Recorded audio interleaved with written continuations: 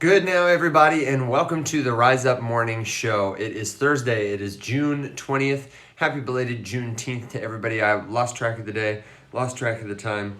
Had no idea we were in the middle of a holiday yesterday. Even took Will to say it for me to say, oh, a holiday. I honestly lost track of my days. So I thought nobody would mind if I came on and wished you a truly happy one. I hope that everybody got to have a good time with their family, reflecting on what it means to be free, truly. And for those who aren't in the United States, may you have a good Wednesday. So whether you're tuning in the past, a time zone behind me, or in the future, a time zone ahead of me, it is morning somewhere. It's morning here, which means it's time to rise up. Wake up and smell the crypto. This is your place for helpful news, commentary, and answers to your crypto questions. Occasionally a dog will appear and whine, and then you got to open the door and let him in. So let me know how you're doing. I'm so good to see you.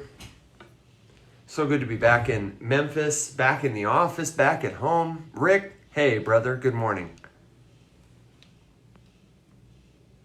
It was Rick who broke the news on the show yesterday that the Ethereum lawsuit had been dropped by the SEC. Thank you for that bit of reporting, Rick. We really appreciate that, man. Big time dominoes falling in terms of lawsuits, litigation. Looks like that means the consensus lawsuit might be dropped. I haven't checked yet this morning. I figured we could all do it together. Do a little state of regulation in the crypto industry. And who knows, maybe even Coinbase could be next. Oh my goodness. Also, I wanted to let you know, if you're in the morning show community, I'm talking about the Discord community, or if you're just tuning in for the first time on TikTok and you're seeing me now, that Alex and I, as well as Will, we all have scammers. We all have impersonators, people who pretend to be us, who will reach out to you, who will send you a direct message, and they'll try to start a conversation with you for the purpose of getting you to click a link or sending them money. Listen, it is not us. It's never us. Our good friend Jower, a longtime member of the community, said today he got an impersonator, and just look how good they are. I love to show people this because in case you haven't seen it, and even if you have, it's always good just to be hip to what folks are trying to do. So he got this Discord message from somebody whose screen name is Evan.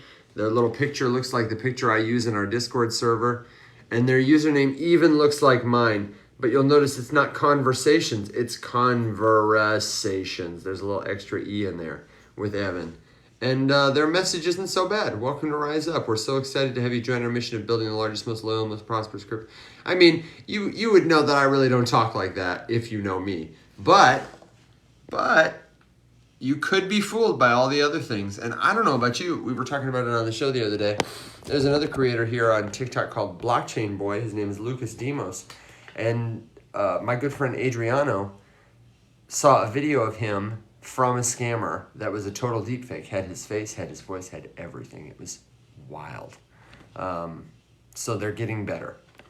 They're getting much better. Oh, Rick, thanks for the bear, brother. Such corruption with ETH and Tether.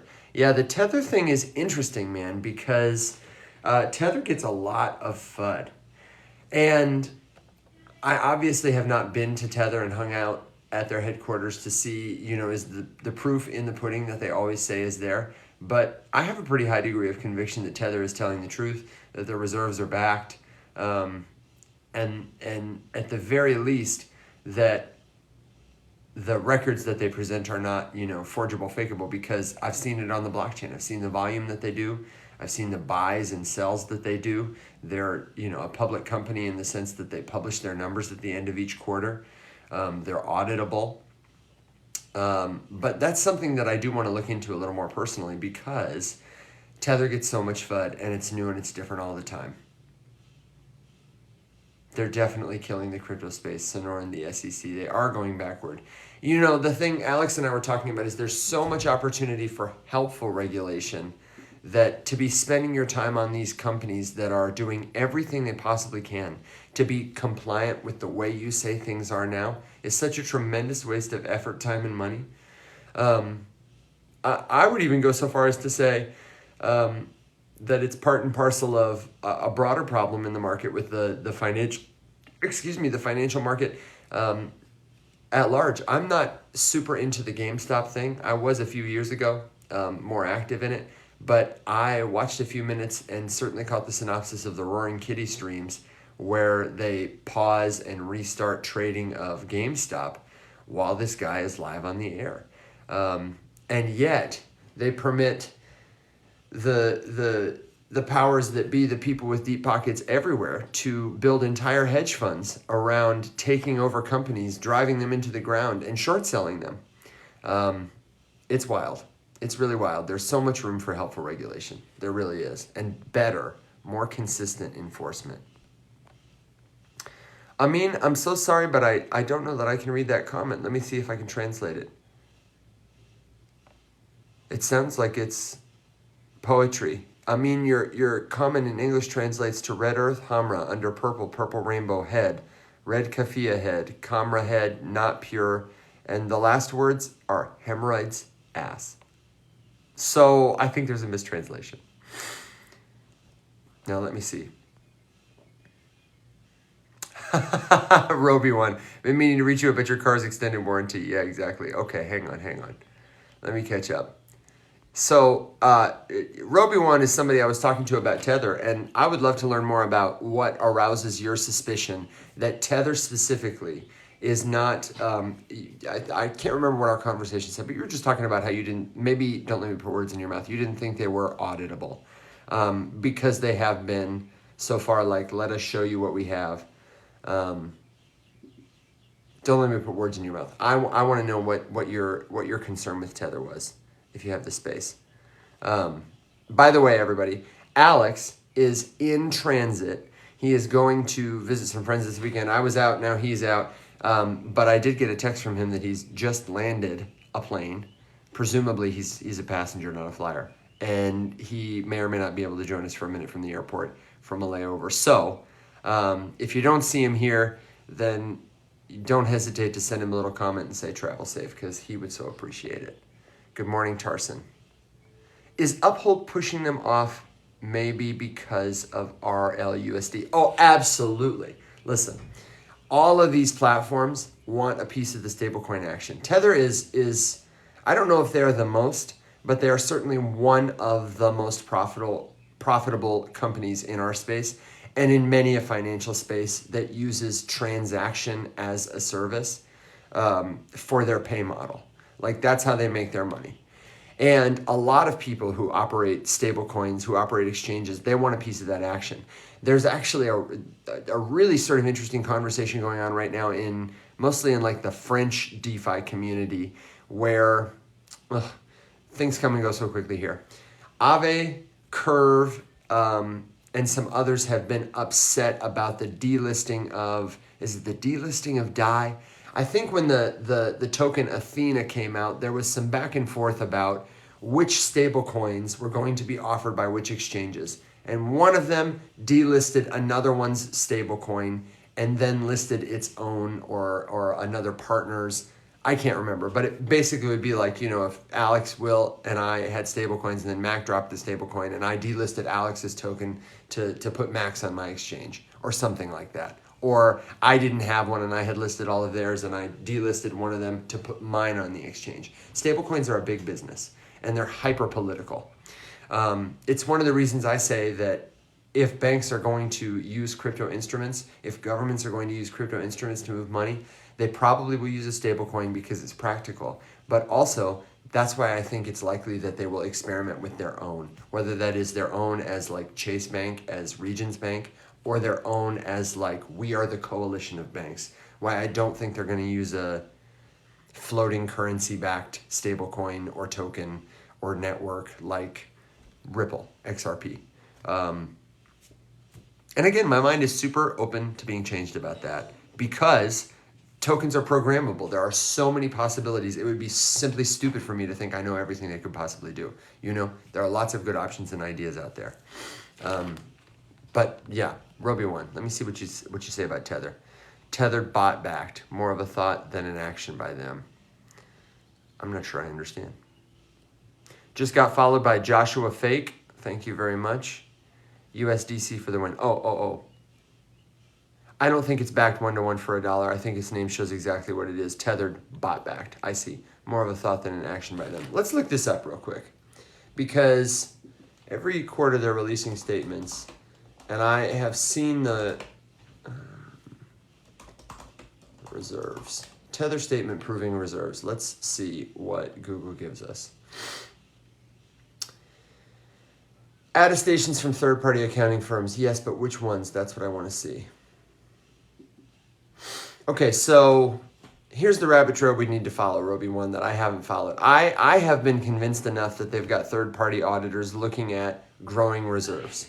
And I don't remember which ones I have seen specifically, but the synopsis I'm reading is there was a 2019 report by Friedman LLP. There was a 2022 report by BDO Italia showing different increases in reserves. Though I do also know, I do remember that Tether has been fined in the past for making misleading statements. Go up further, Ev. Sorry, brother. Let me see. One day the Fed's kicking the door, Mashiste said. Yeah, Uphold is dropping USDT. We were just talking about that above. We're talking about stablecoins generally. That's the conversation there. Let me see. I mean, I still am not sure. Mohammed. Oh, I don't know. Dang. Sorry, brother. I can't quite understand what you're saying, but I see you're writing a lot. If you're still in here, let me know. Okay, sorry. This is the hard thing about not having Alex here is one of us can't be doing comments while the other is saying something. Okay, so let me see. We're talking about Tether. Let me see. No. I mean, man. How do I get past this? Okay. Good morning. Free Palestine, yes, good morning. I say we all something. Oh, man. Okay, all right. I'm caught up now. We like USDC. We're skeptical about Tether. Uphold is partnered with Ripple. Solana crashed again. Oh, my gosh. Okay, all right. Alex is here. Good deal. Alex, save me from myself. Take your time. Get to the terminal. Hop on in when you get a second. Park your car. Focus, kid, welcome. Okay, all right. Hold tight. So, Alex, when you get here, this is something maybe we can investigate is Tether's proof of reserves and all the politocracy going on with meme tokens. So Tether publishes daily. This is honestly good enough. It's good enough for me to know that they have, at least to keep using them as a stable token. It's good enough for me to know they're the volume leader, at least abroad. It's good enough for me to know that they are publishing this kind of thing daily, that they're in communication with us daily or semi-daily or sometimes multiple times a day about how their currency is backed 1-to-1 with $1. And it's good enough to me that they're doing audits by third parties. If I was still like really concerned about it as an everyday user, or it was my job to investigate this like Zach XPT, and I'd like to know what you guys think, especially you, Roby1, because we talked about this. I would look into the track record of these auditing companies. Are they honest? Are they transparent? Do they have a vested interest in lying to the public and propping up Tether's value? I would also be looking at where the allegations are coming from. Are they coming from people in the crypto space who have a vested interest in us not using Tether and using other companies' stablecoins? That would be the second thing I would look into. And then I would just look more generally into the backgrounds and histories, et cetera, of the people, all the people involved. It's the same old, Alex, in the sense that I haven't seen anything new to make me think that, I need to take a deeper look at it in terms of as like a skeptic. But that's why, I'd love to know. I don't disagree with Roby1 that it absolutely could be, as their name implies, that there is a deeper algorithm going on than we're aware of. But also, I just think Tether's a small company. Even a small company, it's really hard to keep a conspiracy alive the longer it goes on. Like, to keep people from telling you the truth about what they're doing, somebody is going to spill the beans. Even a financial incentive that's strong is not going to keep all these people quiet about Tether being manipulated or being, bad, etc. So let's see about Uphold. What tokens Tether? Because I want to see what the other 5 tokens are.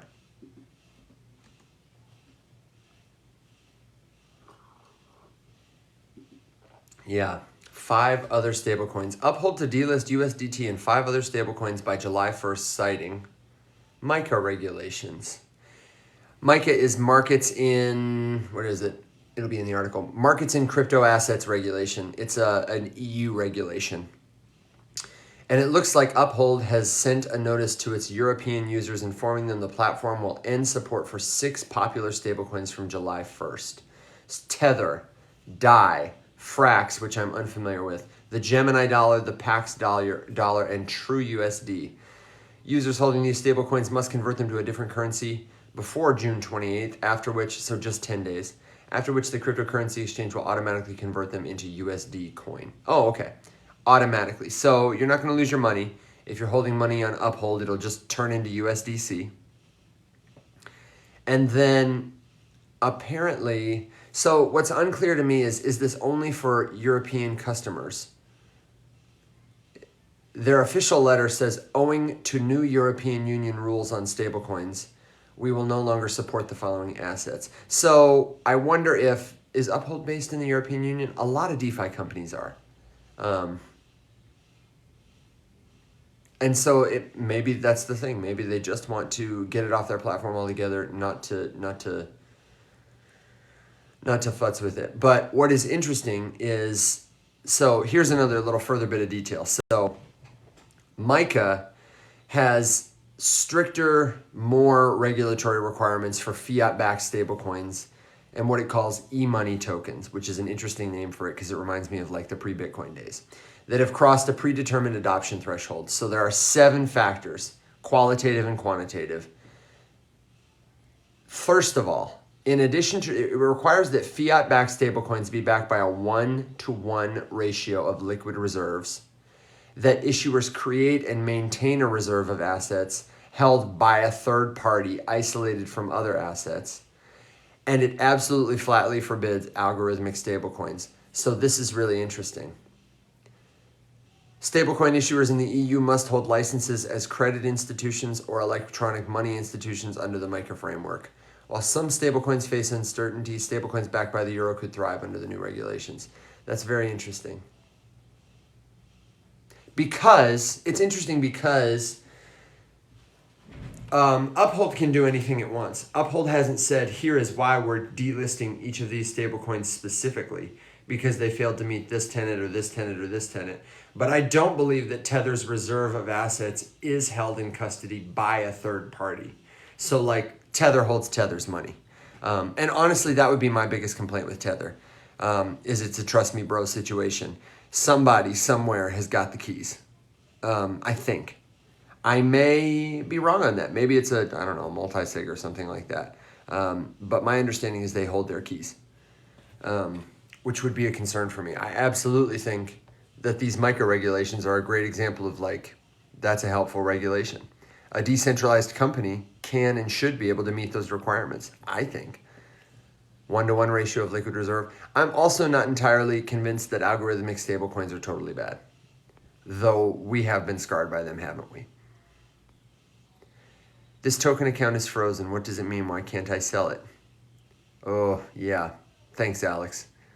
To add context to what Alex said, generally speaking, if your account is frozen, unless it's like an account on an official exchange like, Uphold or KuCoin or Kraken or something like that, which may freeze your account because they're centralized and they can do all kinds of things according to the terms and conditions they write, you likely bought a token that has been rugged, so there's no liquidity for it, or you bought a token that's a honeypot, so you are allowed to buy it, but you're not allowed to sell it, and that's a parameter set by the smart contract that governs the sale of those tokens, the movement of those tokens. Many people don't know this, but you can really program a smart contract to do anything at all pertaining to the tokens it governs. One of my favorite examples was a contract by the artist Pac, who issued tokens to people who hated him publicly, who bagged on his art, who whatever. He sent tokens to those of them he knew had crypto wallets. People on crypto Twitter who picked on him. And because he's kind of notorious, there was a liquidity pool, and these tokens had some, like a liquidity unlock coming soon or whatever. And all these people are like, wow, I'm going to sell this token and it's going to be great. And they started to get really excited. And then because it was programmed in the contract, Pac just waited until they got excited and then called the tokens back to his wallet. One day these people woke up and the tokens were no longer in their wallet. They were in Pac's wallet. And he redistributed them to other people who loved him, and then made the liquidity available, and all those people got some money. As a way to demonstrate that, if it's not your contract, you don't really own the tokens. The person who owns the contract has all the control over what the tokens in that contract do. If it's a private key situation where you are trusting someone to do what they say they're going to do, they could fork that contract. They could take it offline. They can do all kinds of things to it without consulting anybody. So it's very, 2.5, Web 2.5, maybe even Web 1.5 of them. Let me see. I think I'm going to sell my bag and buy more ICP and AVAX maybe. Are you talking about Solana, Rick? Oh man, steady lads, deploying capital. I'm coming back. Let me see. Yeah, Rick, I gotta tell you, I just have so much. I'm not worried about Solana crashing.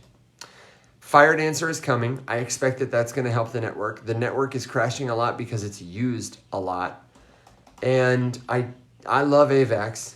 I think ICP is great tech. I just don't think either of them has the attention that Solana has, or frankly, the room to grow as quickly. Why is Solana down today? Just like CryptoPanic has website headlines for Cardano and why it's a good buy right now, I feel like they should have a headline that says, is Solana down today? Now, Rick, are you talking about an outage or are you talking about a crash in the price? Because I certainly am having a hard time finding news of an outage at this moment in time. Solana status, let's go. It looks like, according to status.solana.com, all systems are operational. Let's see. It was last night. Gotcha. Thank you. I'm going with you and Alex then in keeping. No, man, tell me, here's what I want to know is what gives you your conviction in ICP or an Avalanche? I think ICP has awesome tech, but they don't have strong incentives for developers to build there and keep building there. They aren't marketing as effectively as Solana or even as Avalanche. And I think that they are cursed by their chart. The worst thing that ever happened for ICP is that when it launched, it crashed. Launched at a high valuation and went right to the ground. And even though it's had some activity since then, because that valuation was so high and because the drop was so steep, I think it's going to be really difficult for anybody looking at that chart, just human psychology. The way we hear information is not, hey, did you know Solana has the best tech? Excuse me, it's ICP.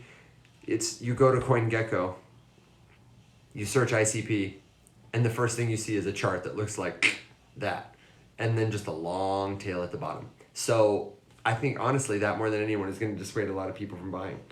And everybody who's there now is a bunch of salty bag holders who are ready to just dump their tokens. Could it change? Absolutely. Am I holding my breath for it? No. I think there are a lot of other competitive companies that have awesome tech also who are better positioned at this moment in time to capitalize on what the market is doing.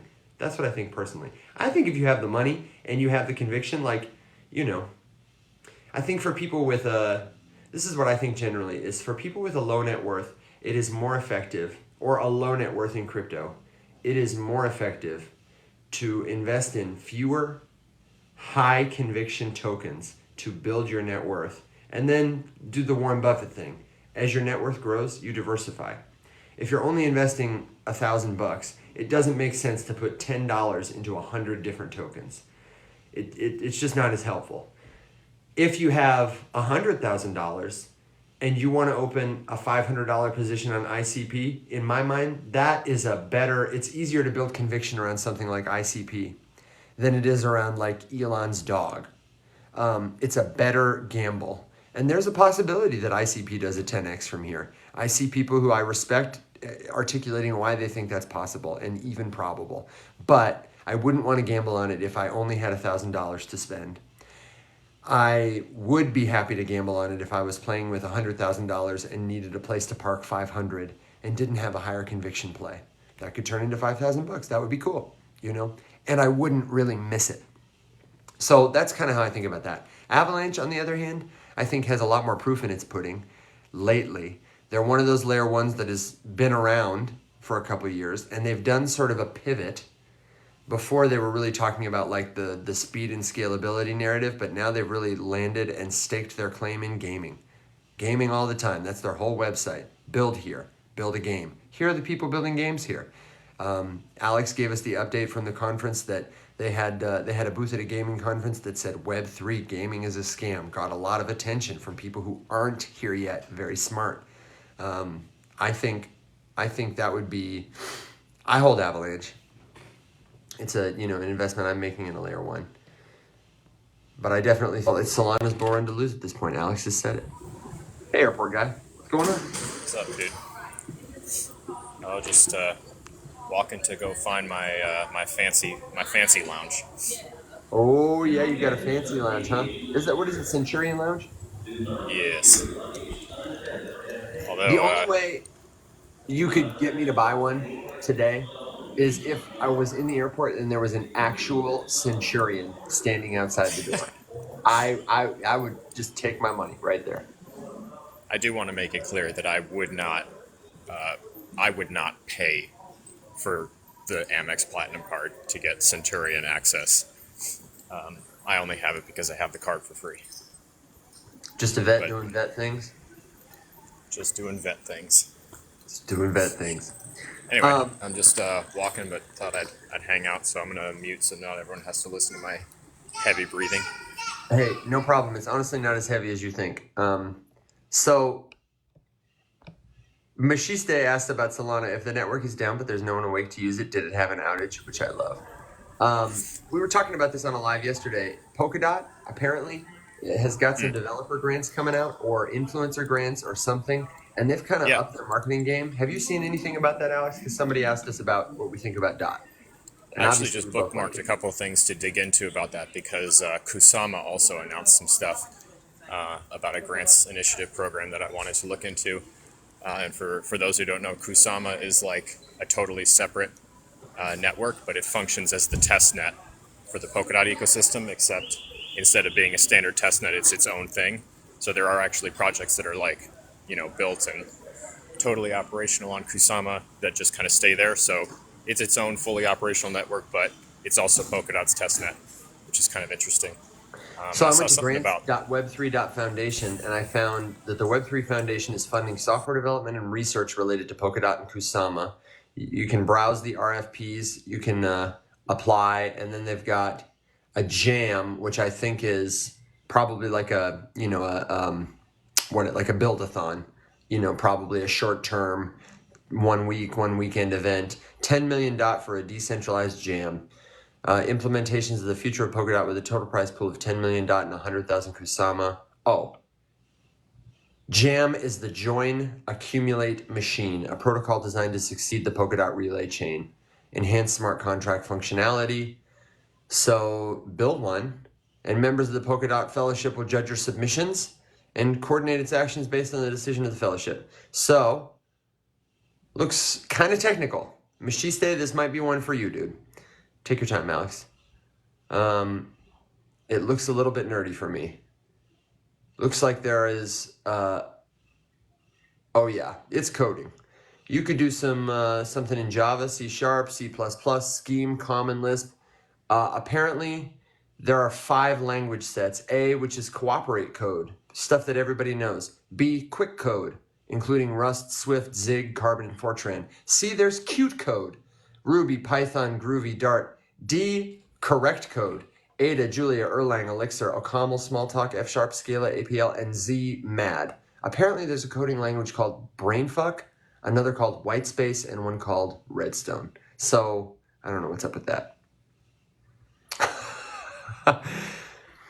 Alex, I don't know if you can hear me, but Mashista had a great comment for you about rappelling down the roof, throwing a flashbang, and swinging into the window, which would be a great way to enter the Centurion Lounge. I'm sure you wouldn't instantly trigger the PTSD of everyone present and get tackled to the floor. Sounds terrifying. Yeah, I don't know how that would work at an airport. Yeah, I'm sure they would love that. I'm sure Sounds they would risky. love that. Okay, so Web3 Foundation has got some grants for devs. I'm looking now at Polkadot's wiki. They've got a grants program to distribute 20 million USD and 5 million DOT tokens for teams and individuals launching new initiatives to grow the ecosystem. So I'm going to check it out. Decentralized Futures Program. Polkadot Treasury. Side note, I don't know if they have one, but Polkadot, if they added like a website specifically for users, that would be incredible because they have straight up the best like developer ecosystem minded website out of anything in Web3, but it's way too technical and you get lost so easily if you're not a dev. Yeah. I'm looking at wiki.polkadot.network, and it looks like it is Polkadot branded, but I'm not sure it's Polkadot affiliated. I think it might just be The wiki is affiliated with them. okay. It's maintained by their docs department. This is a pretty solid resource. It might be worth taking a look at. They've got information about grants, about their bug bounty, and I don't know. It's kind of tough because I'm like, I'm having a hard time navigating it as like a one guy just looking through it, but they've got a link to a ton of other grants programs in their ecosystem. The Akala grants, the Aleph Zero, Avail Uncharted grants, Darwinia grants. It's pretty cool. This would be worth looking through. I might have to look through it later because I know they sponsor the Unchained podcast, and I don't know why they wouldn't want to sponsor the Rise Up Morning Show. But generally speaking, Alex and I are fans of Polkadot. I'm pretty bullish on anybody who has a comprehensive list like this of how you can get funding from them. But of course, I would want to see it more. This is definitely oriented towards like come and find me. You know, I want to see it more publicly, personally. One of the things that I have in my head just about Polkadot in general, is I have a bullish and a bearish case for it both.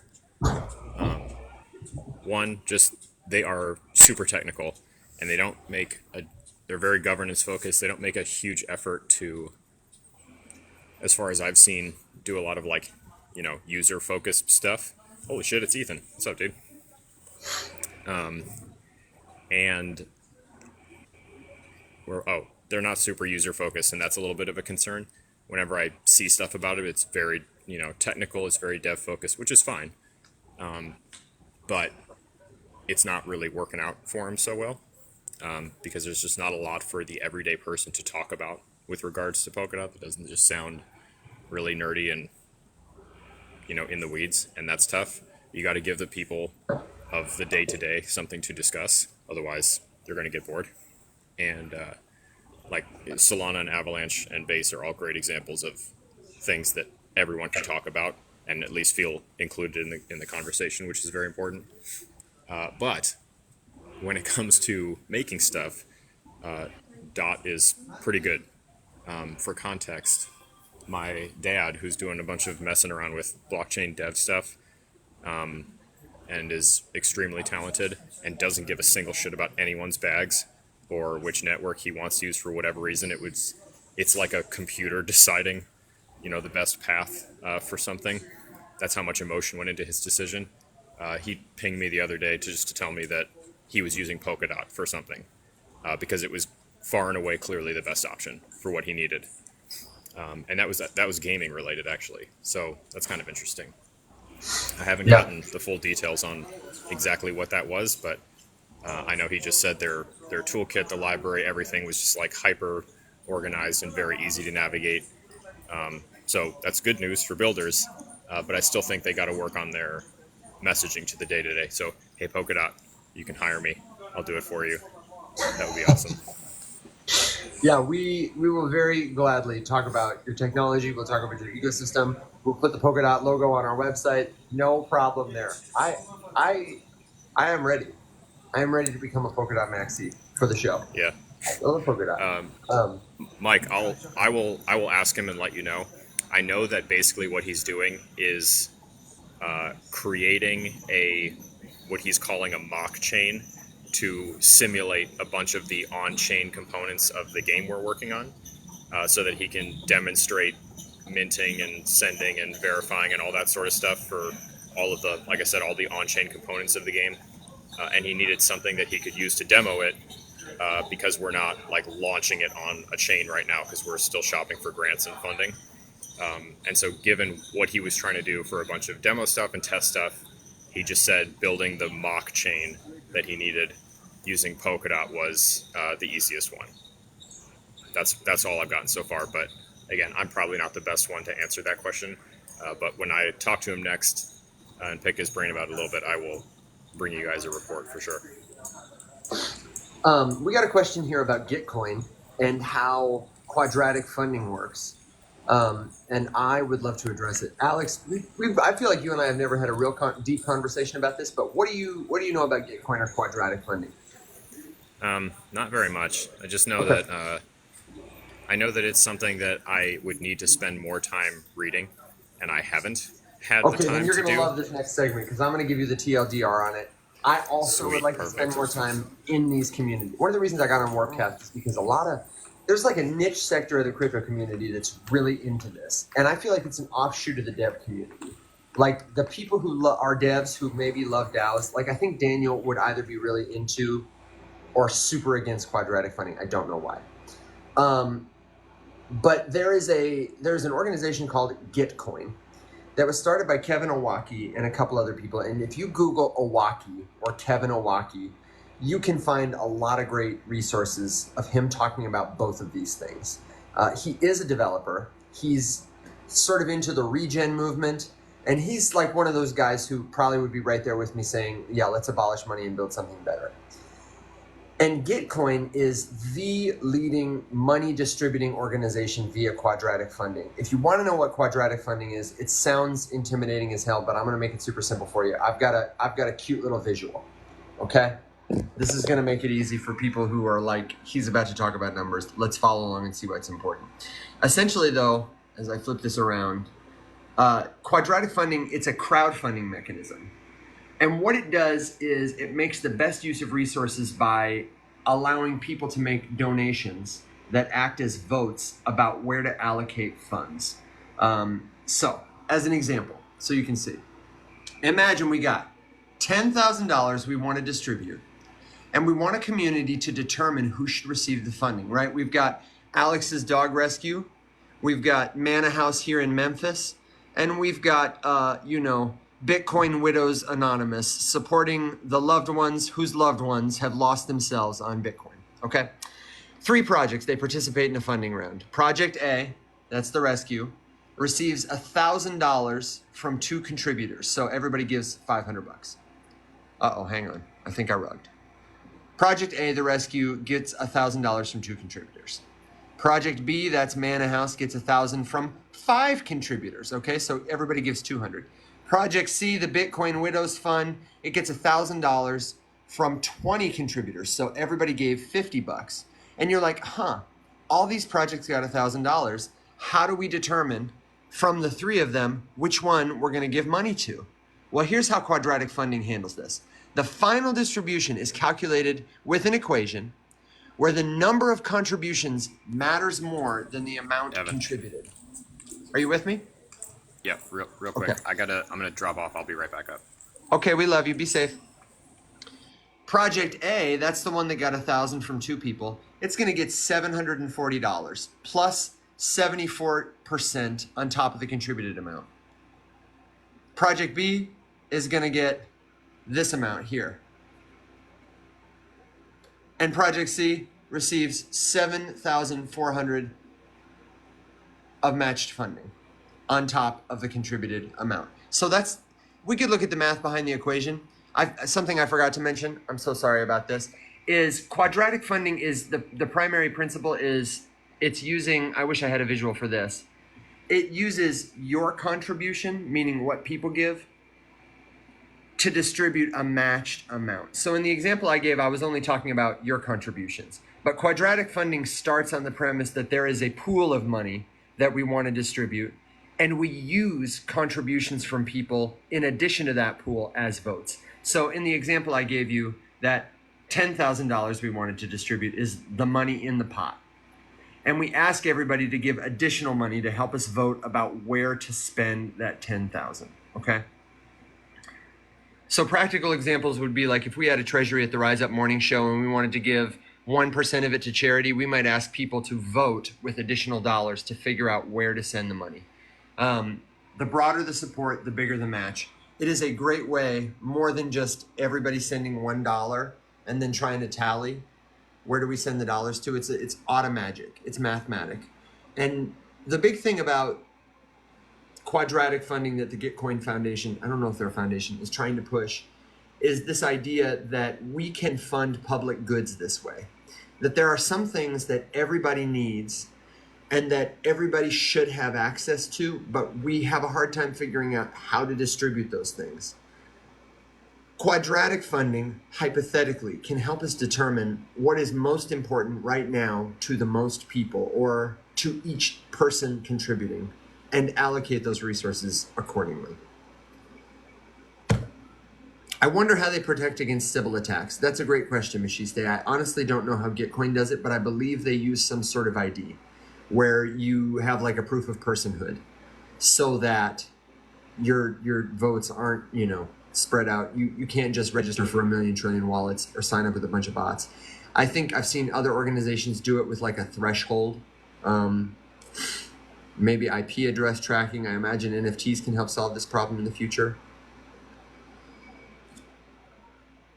Does that punish whales then? That's a great question, Ethan. I would say the answer for a whale is it probably would be better, more beneficial for a whale to, if all they cared about was maximum dollars going to a cause, that person would probably be better served by making the donation directly. Although I have heard this question raised before in other places, and I honestly don't have a good answer for why, but I understand that even whales can benefit because they're also being matched. Like, if you're Michael Saylor or Elon Musk, there's probably no fund that's going to do quadratic funding that's going to have a pool of money that is worth you investing in because, it's going to be a drop in the bucket compared to what you have. But if your goal as a whale is to also make the efficient use of this community capital, then maybe quadratic funding would appeal to you. Like, participate in the quadratic fund and then also go make an individual donation. But let me see if I can find something. Again, I would say, I have heard Kevin Owocki talk about this. There's a great paper by Vitalik and 2 other folks on quadratic funding that addresses a lot of these concerns.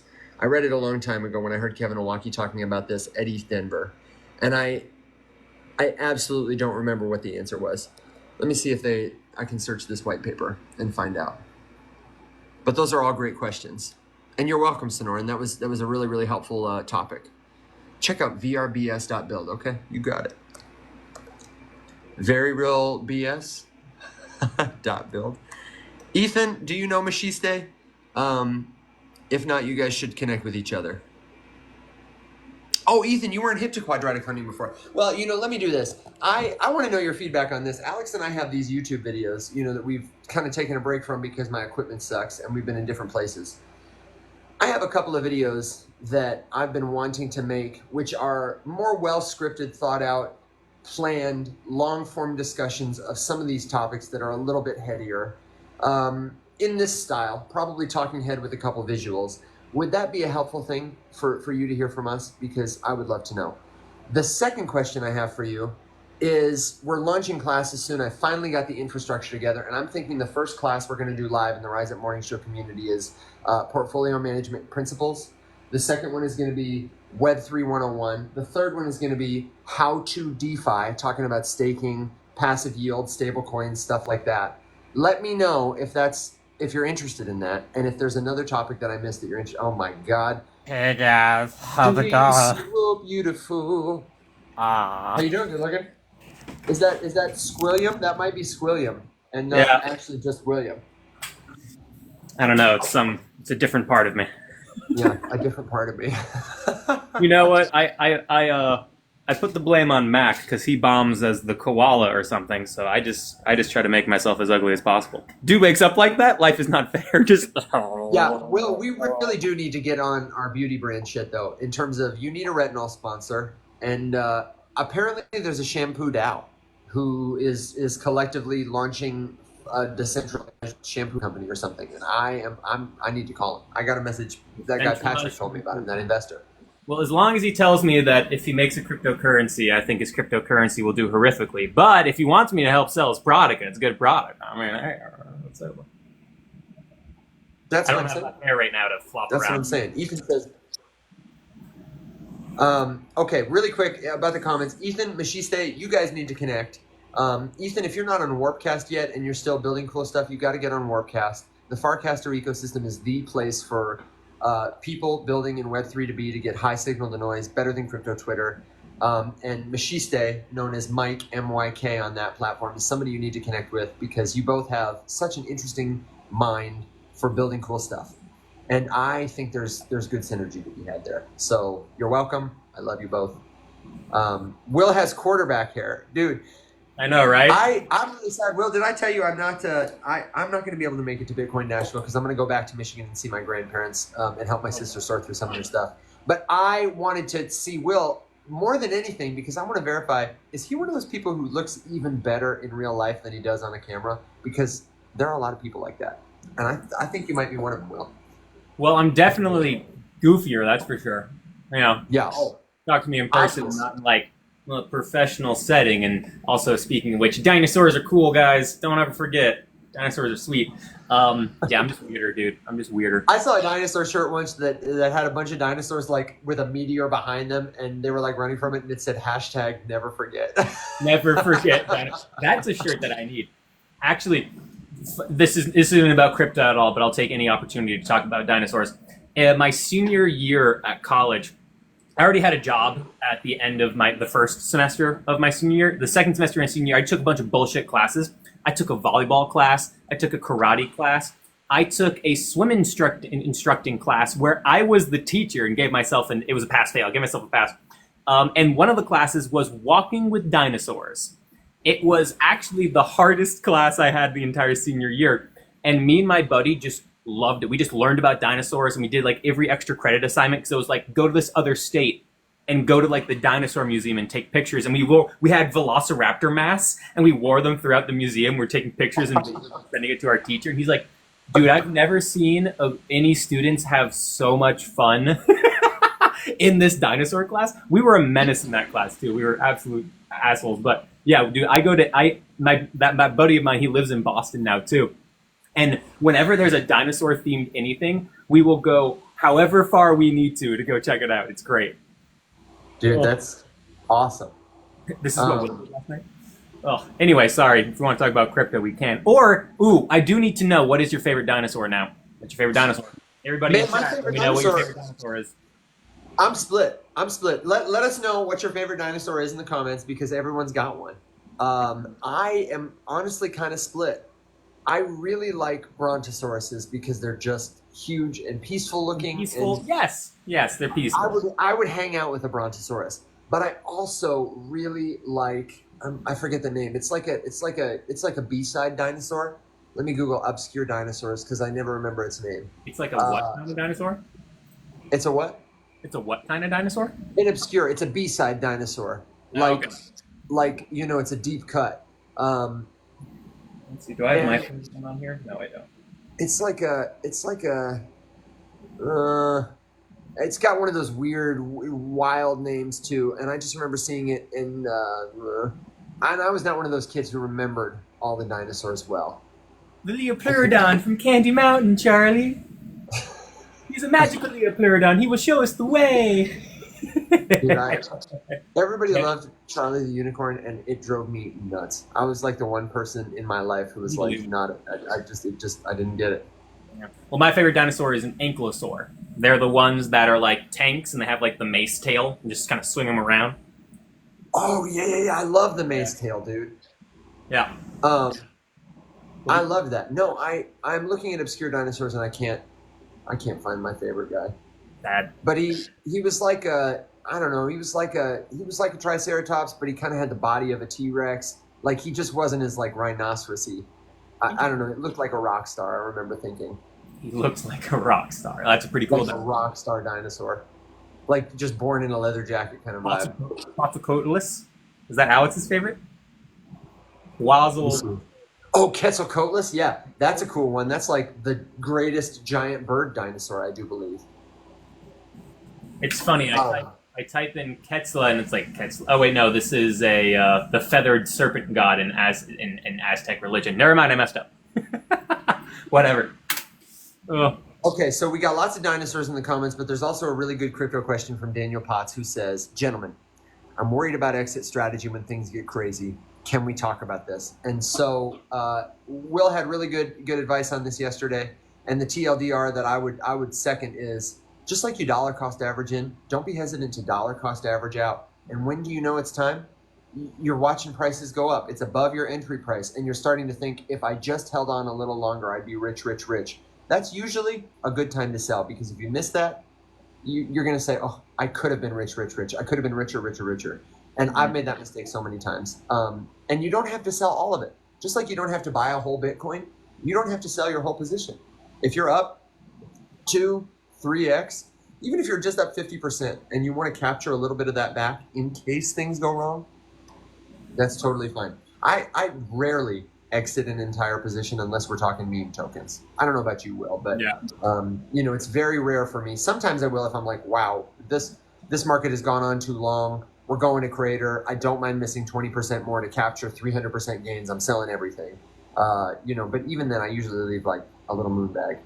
Yeah, it's hard to time the market. The meme coin comment is interesting because I have planned for my meme coin positions, and then I'll answer the question of like all of my positions. But from the meme coin specifically, whenever I get the next base meme coin explosion, I have Benji and I have Mochi.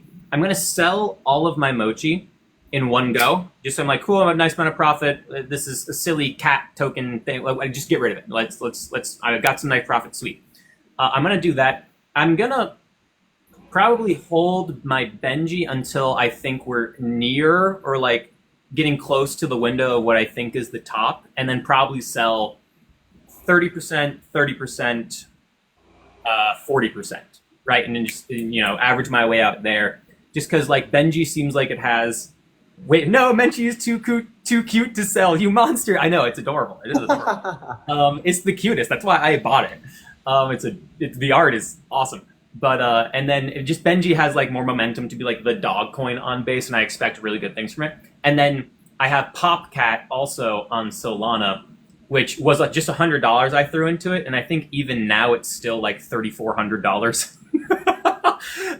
And so I just want to see, like, for that one, it's just kind of like an experiment on my side where I want to see how much my $100 that I put into this, because I like Pop-Tarts. Exactly, that was the reason. How much money can those $100 become? Because I like Pop-Tarts.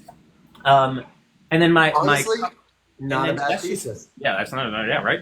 Just a fun experiment. So those are the meme coins, but like selling strategy overall, and I touched on this in the live the other day, was once January hits, because I personally believe the top of this cycle, if you go by 4-year cycle, is going to be somewhere between June to December of 2025, maybe into January of 2026. And once January 2025 hits, I'm going to sell 5% minimum of every single one of my altcoins, except maybe I'll like save 1 or 2, right? But 5% of every single one of my altcoins at the start of every single month. And I will just set that automatically to happen, and I will average my way out. And if I sell 5% in a correction, but I'm still up, whatever, because I'm just going to make sure that it's just 5%, right? That's the power of averaging your way out as the market goes up. And if I ever feel like one particular coin really exploded way more than others, maybe there was a certain event, I'll sell maybe more than 5%. Maybe it's 10% that month. Or if I feel like we're really top heavy again on Bitcoin, and the hedge funds are all going to set a bunch of shorts, and then they start selling their Bitcoin to then profit off their shorts, maybe I'll be like, okay, cool, let me take another 10 or 15% of my positions off the board. I don't think we're at the top yet, but I do think we're at a local top. And let me just kind of take that money and put it to the side. And some of that I'm going to send immediately to my bank account and take away from crypto. And some of it I'll be sitting in USDC, just kind of ready to re-engage a little bit here and there once I see strength return. But can you break overall, that down? Do you have a rule for that generally? Because that's something that I had struggled with, and I sort of have if I sell, I usually only sell in increments of like 1,000 in order to move. Like I keep it round. I rarely hit sell unless I'm in terms of like to USD, because I immediately set aside some for taxes, in cash every time. You know what I mean? But do you have a rule for that, hard fast? I don't have a hard or fast rule of that because I'm not worried too much about taxes, because one thing that I do is I had quite a few positions, or not quite a few, but at least sizable enough positions that were down from the bear market, because the last cycle I sold, but I didn't sell everything at the perfect time. And so then I kept a good chunk of what I had that was in red, and then I just tax loss harvested for 2 years. For 2 years, I tax loss harvested, and I can take all of those losses that have been unrealized, and I still have them pushed right now into this year. And if I don't take advantage of that, I can push it into next year. So I don't really have to worry about, I don't have to worry about paying taxes up to like a ridiculous amount now at this point. It's going to be really nice.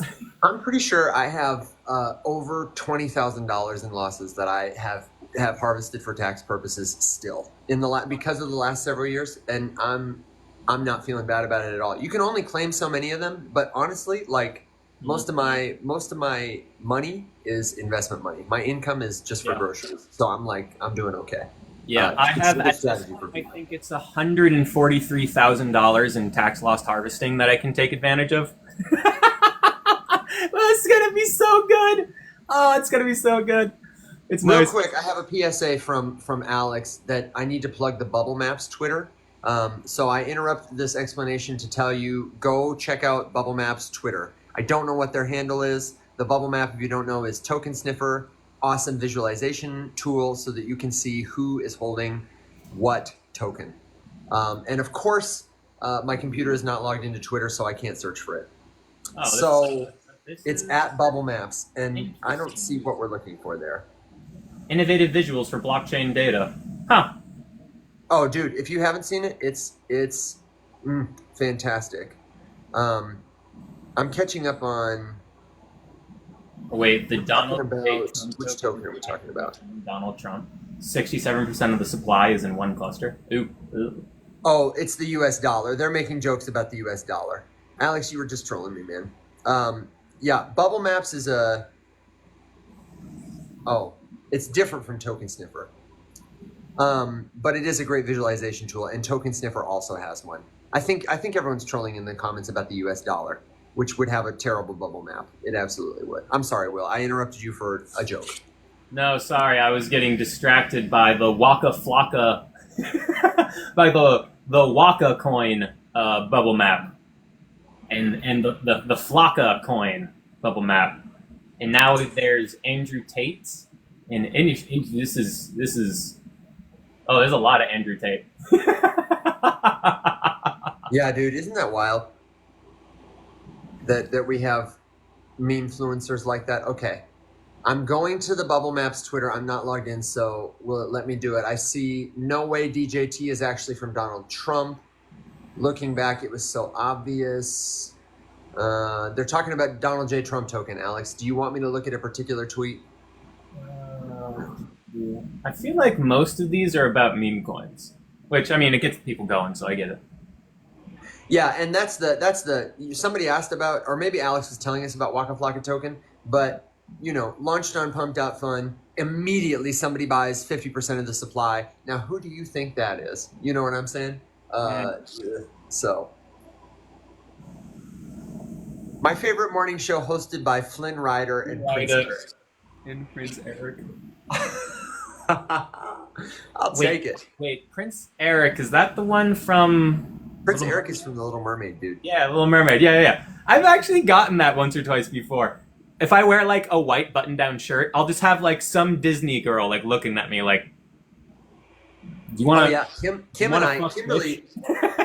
Kimberly looks like Ariel, and, like big time. She's got green eyes, red hair. She's part mermaid, and so we went for. She's dressed up as Ariel before, but I think one Halloween we did Eric and Ariel, and I had the white shirt. I had a little sash. It was great. It was fun. Well, that's always a good time. I have so many Halloween costumes that I have and I just haven't executed on.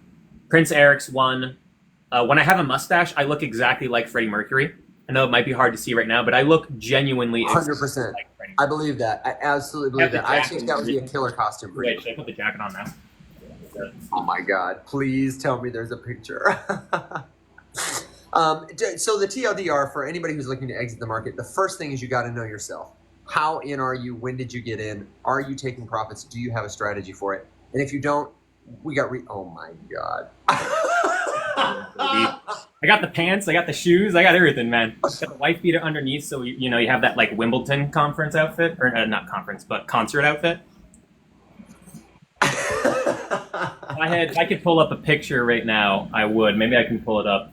No, I don't have it. Do I have it on Instagram? I think I do, actually. I only have one question, Will, is can anybody find me somebody to love? And that's the answer right there. I mean, we can certainly make it happen. Dude. How do I...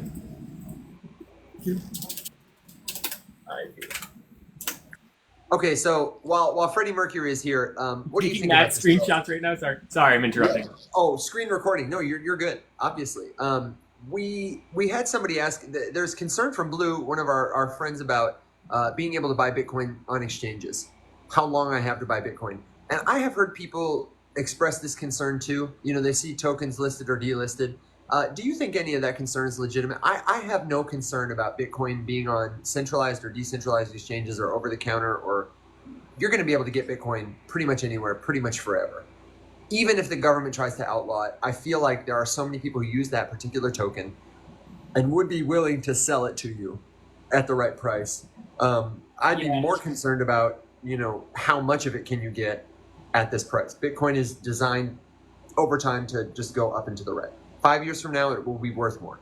10 years from now, it will be worth more. Is my only concern. Do you have other concerns, Will, that you would raise? And is the question really around, like, do I have concerns about Bitcoin being delisted or coins being delisted from centralized exchanges? Is that the concern, or? I think the concern is more, I think that's part of it, but I also think the bigger part is, how long do I have to get enough Bitcoin? How much Bitcoin is enough? And how long do I have to get it at this price? I think is generally the concern. So let me know, Blue, if I'm... Well, here's the thing. It's like, right now we're... If just running out, and generally running out of supply is what they're concerned about. So we can address that. That's the thing. Because there's a lot of talk about supply crunch. I've talked about it as a possibility, but the thing is like, I don't know how realistic it really is anytime soon, because you'll always have inventory being brought to market to sale, so long as price keeps going up, right? You're going to incentivize people to bring their Bitcoin to sell. But the amount of that's available will always continuously decrease as time goes on. We're on the boys club and yellow, let's fucking go. So it should be a concern for everybody to be able to get at least one whole Bitcoin, because there's only, let's say, about 17 million Bitcoin that's actually available for sale, maybe even less, because a lot of it has been lost. A lot of it's sitting in dumps on hardware devices that got thrown out a long time ago. Some people have died, lost keys to their wallet. And that number is only going to decrease as time goes on. So Bitcoin, in that sense, is actually truly deflationary. And there are far more than 18 or 17 million millionaires in the world. And so the amount of time people have to be able to get one whole Bitcoin is closed right now for a lot of people already and is rapidly closing faster because of these ETF products. So if your goal is to get one whole Bitcoin, that's fine. But the thing is like how much Bitcoin you need is very dependent on your own personal situation, right? Like how much money do you need to retire? And I bring up retirement because to me, Bitcoin is a huge part of my retirement strategy. And because it's one of those things where it's like, cool, like in one cycle, maybe I get a 3x or something on my Bitcoin or a 2x, but over the course of 10 years, it's going to be worth $1 million. If I have one Bitcoin, that's $1 million. Eventually, at some point, maybe like 2030, right? Maybe sooner, maybe later. And if you're like me and you're 31, you know, retirement age is in another 34 years, traditional retirement age. What's Bitcoin going to be in 34 years? It's probably going to be pretty freaking high. And so, like, if you have half a Bitcoin and Bitcoin's at $2 million, that's $1 million in 30 years or so. He's 31. He's basically dead. Basically dead. Basically dead. So old. You know, so it depends on what your time horizon is for how long you want to hold Bitcoin. Oh, that's fantastic.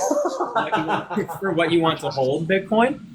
That could be half a Bitcoin. That could be one Bitcoin. You know, so it's hard. It's really hard to answer like how much Bitcoin you need. I would say if strive to get one Bitcoin if you're striving to do that dollar cost average in.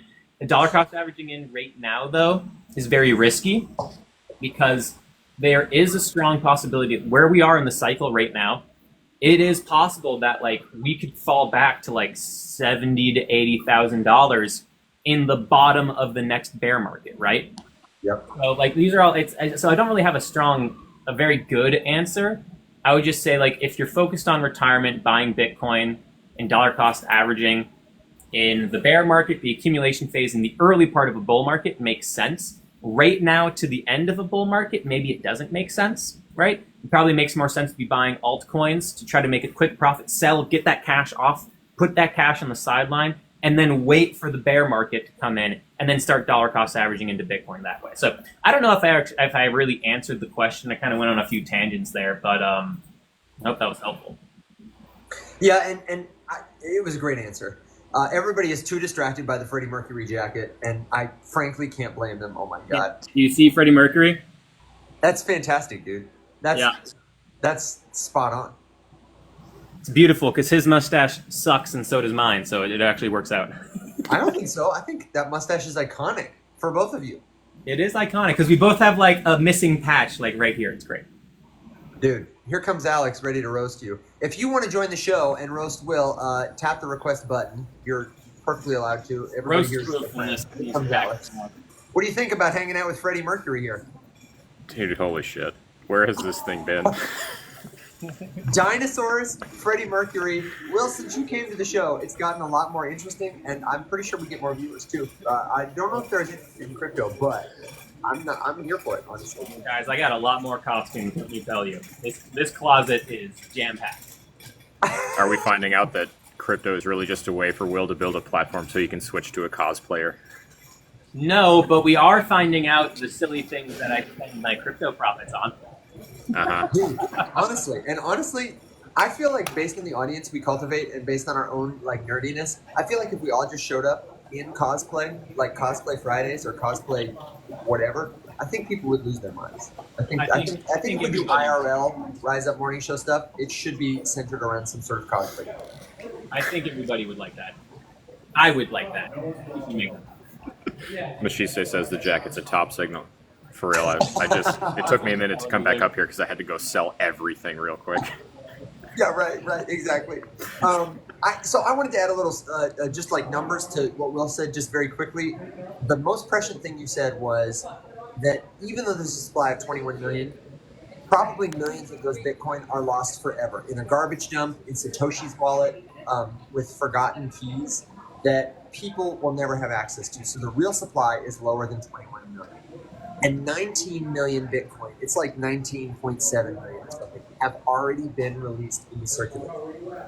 If there were 21 million Bitcoin and every one of them was split evenly between all the people of the earth, that would be 0.002.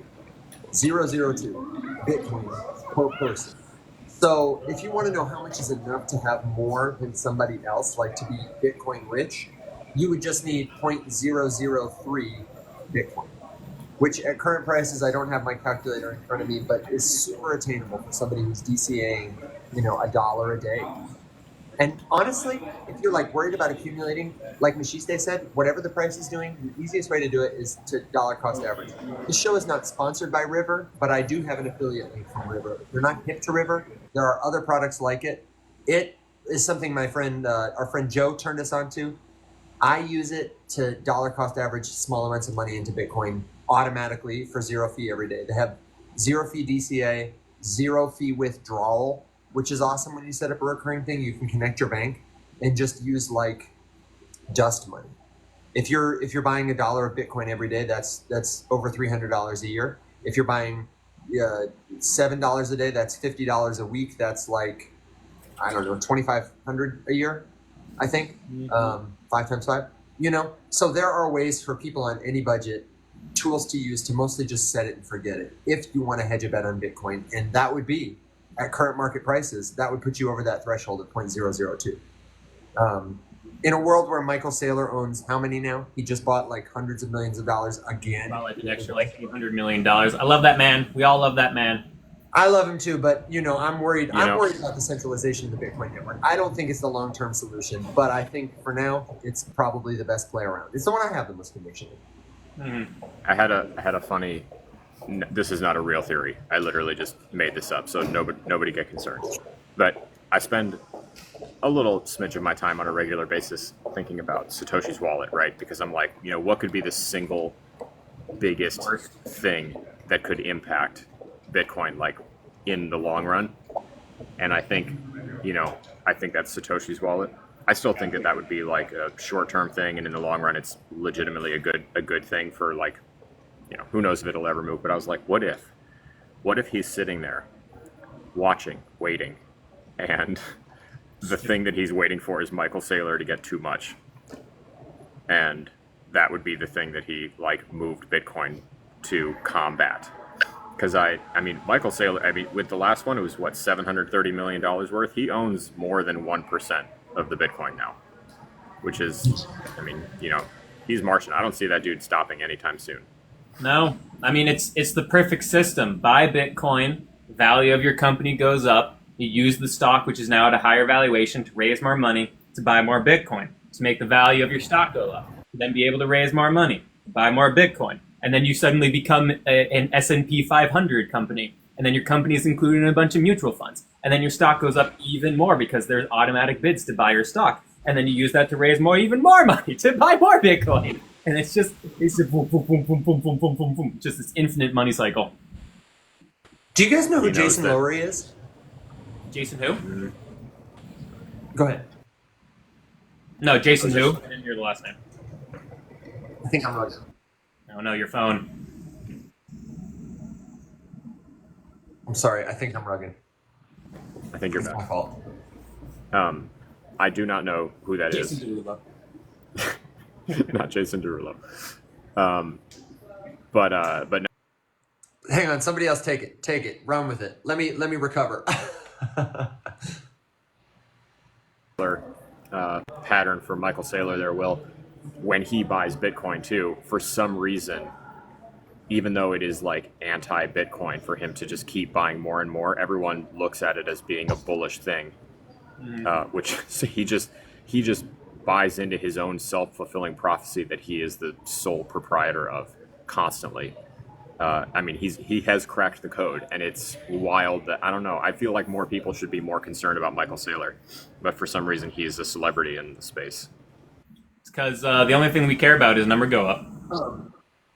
Because very few people, and when I say very few, I mean like percentage-wise of people who own cryptocurrency, very few people genuinely care about the individual empowerment that Bitcoin provides you from being able to break out of the financial system. The only thing that people care about is, can I increase my net worth and increase the quality of my life and the life of my family by making more money in US dollar? That's what everybody cares about, and which is why Michael Saylor is treated as a hero. Which is why I kind of treat him as like a hero, right? Because he buys and the green candle comes up and you get that dopamine and you feel good, right? But that's the thing. It's just like people are here to make money. People aren't here to have a way to escape the financial system. In a broad stroke, right? Of course there are, but that's the reality. People would not care about Bitcoin if it didn't make money, you know. And so we'll keep riding this Michael Saylor ride until, you know, maybe one day he's like, cool, I have, I don't know, 10% of the supply, and like now we're gonna stop, you know, because for the sake of the network. I could see Michael Saylor maybe one day doing that because he's such a Bitcoin bull, you know, and such a proponent of Bitcoin that for the health of the network, maybe he would stop. But that's like a very hopeful maybe because, you know, money incentivizes you to not do that. So we'll see. So I think I'm back here, and I think I'm unrugged. So I want to ask Machiste, can you TLDR or even send me a message on Discord about what you... Machiste had the best answer I've heard in a long time for why that argument, everyone's here for the money, is like a counterpoint. It was fantastic. And I wanted to know, do you guys know who Jason Lowery is? Oh, I've seen him on Twitter. I think I follow him on Twitter. But I don't... he's MIT. He's a Space Force officer. The first person I've seen be like, I'm in the Space Force and seem credible. He has this, his whole platform is based on this theory that Bitcoin could be used as a tool of warfare, like soft warfare. In a world where no one wants to send a nuclear weapon because we'd all be destroyed, Bitcoin, because of the network, the way it's decentralized, the way it's secured, having Bitcoin could make you resistant to cyber attacks, could allow you to transmit messages, conduct operations without the risk of interception, tampering, and then could be used as a means to project economic power. So like if a nation controls a significant portion of the Bitcoin network, they could influence global financial systems. They could assert economic dominance. They could destabilize other currencies. They could allocate resources, deploy them more effectively, and then could wage non-kinetic warfare, like in the digital realm, versus, you know what I mean? We see it all the time with like sanctions. But in a world like that, Michael Saylor would be, you know, just interesting to think about the kind of influence somebody like Saylor could have in a world like that. Yeah, but I don't know. I'd be more curious about the government's plans around Bitcoin. And I'm rugging again. Well, Evan, is it your phone or is it your service? I think. Hold on. Evan, you got to take some profits and get a new phone, dude. Oh, sad. We lost him. It's what? It's just me. Yeah, it's just me. It's my energy. You gotta cleanse No, that. I think it's my phone, and it's hot here. It is toasty. But Okay, I'm with you. what was I saying? Kind of lost where I was going to go with that. Bitcoin is warfare. Does it strike you as a plausible thing? Oh yeah, for sure. Every asset is a weapon. Every single asset is. Every single market is. And the United States is the best at it. And I hope the United States becomes the best at weaponizing Bitcoin, because I'm an American, and go American Empire. If anybody's listening. But you know, so like, I mean, it's good for the economy. It's good for, you know, the national interests of our country and our empire. So hopefully they weaponize it and benefit us, because it's going to happen. It will be weaponized. Every asset is weaponized by the financial institutions of the world. And right now, because the U.S. has more Bitcoin mining power than China does, America, in my opinion, is kind of beating China at the moment, especially with the ETF products. There's way more Bitcoin in America right now than China. And it'll be very interesting. It's interesting that... actually, no, it's not interesting. It makes total sense. I was about to say, like, India is losing such a potential... what is it? They're experiencing a huge missed opportunity cost with their, like, anti-crypto Bitcoin stuff by being one of the horses in the race to weaponize it as a financial asset, because there's such a open crypto environment in India, but they're so financially immature as a market as compared to a China and the United States that they don't see the opportunity there. And it's funny talking about this as like opportunity with the weaponization of Bitcoin, but it is if you're a national organization or nation state or an empire like the United States is and like what China is trying to become. So yeah, it's definitely being viewed as a weapon, but it's also being used as like an overall crypto, as like the overall crypto market as a saving grace for the US dollar, which I think is the more interesting conversation, because you have obviously like BRICS nations like moving away from the dollar. You have the de-dollarization of, what was it, the Saudi, not the Saudi oil deal. I forget, one of the other oil companies is no longer doing in dollar. So you have organization, or not organization, you have organizations in nation states trying to weaken the dollar, but you now have these stable coins. These stable coins that are all, the only popular ones are pegged to the dollar. This is a really good way for the United States to think, oh, cool, we don't have to do a central bank digital currency because we have all these stable coins that are buying bonds, and they're going to strengthen and prop up our market, and we're going to be able to get all of this international money from all these other additional sources buying stable coins, which helps them raise money, which helps us to buy bonds, and will actually continue to prop up the strength of the US dollar. Well, I agree with that, but we're so behind. Aren't you bearish on like the legislative climate? I think the Biden veto the other day, that was like a setback. I think Congress people generally are ill prepared to take advantage of the opportunity that stablecoins provide to secure our national defense or our position as like a global economic. I think we're losing that ground. First of all, you could have stopped that sentence right after ill prepared, but I wouldn't look at it as a setback, because I don't think that anyone in their right mind would have expected anything helpful or meaningful to come out of that. You know, like, I don't know, it didn't, maybe it affected the market. I don't know. I haven't seen much evidence to suggest that it has had a profound effect. I mean, right now everyone is just sort of like scatterbrained because you exclusively have one thing in US politics with regards to crypto. That's loud, sorry. And it is exclusively people trying to get or stay in power, grifting and pandering to a bunch of people who are desperate. So you have people in power or looking for power who can use the fact that this is a vehicle to financial freedom for many, and you can use that to your advantage to prey on desperation. And that is exactly how American politics works. No one is interested in fixing anything. They are exclusively interested in keeping desperate people hooked on the hopium. The roadmap of the U.S. government is the biggest fucking joke in the world, because they are. You want to talk about incentive structures? They are incentivized to keep problems so that they have platforms to run on forever. I mean, how on earth would it serve them to fix any of the things that they run on? I mean, think about it this way. If gun violence got solved, what would the Democratic platform run on? If I don't know, pick your champion issue on the right. If they solved that, what would they? Healthcare. If they solved that, what would they run on? Immigration. If they solved it, what would they run on? Nothing. They'd be done forever. Well, Crypto's the same thing. I would disagree on one thing. All those points, 90% of everything you say, I totally agree with. What I would say is the only thing that matters to politicians in the sense that they will actually act on is the economy.